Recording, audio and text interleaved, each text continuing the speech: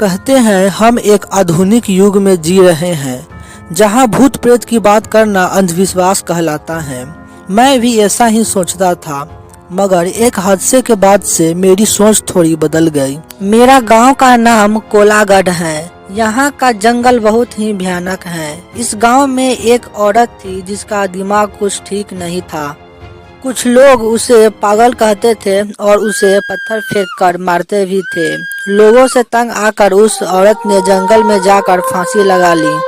इस घटना के बाद से जो भी उस जंगल के रास्ते से गुजरता वह उस जंगल से बाहर तो निकल जाता, लेकिन वह पूरी तरह से पागल बन जाता था और कुछ दिनों के बाद उसकी रहस्यमय तरीके से मृत्यु हो जाती थी।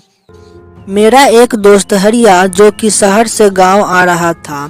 शहर से गांव आने का एकमात्र रास्ता जंगल से ही था और उसे जंगल में भयानक हादसे के बारे में जरा भी पता नहीं था। तभी उसे एक औरत दिखाई दी और उसके पलक झपकते ही वह गायब हो गई। हरिया एकदम डर गया, उसका सारा शरीर कांपने लगा। उसने गाड़ी का स्पीड बढ़ा दिया। तभी अचानक गाड़ी में वो औरत आ गई। उसकी गाल की हड्डियां और एक तरफ जला हुआ चेहरा, आंखें अंदर धंसी हुई। उसे देखकर हरिया बेहोश हो गया और गाड़ी एक पेड़ से जोर से टकरा गई। जब उसे होश आया तो वो जंगल से बाहर गांव आ चुका था। उसने यह घटना पूरे गांव को बताया, तभी तो मैं आपको बता रहा हूँ।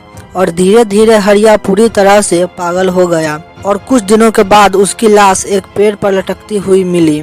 और आज भी जो उस जंगल के रास्ते से आता जाता है वह जंगली चुड़ैल का शिकार बन जाता है।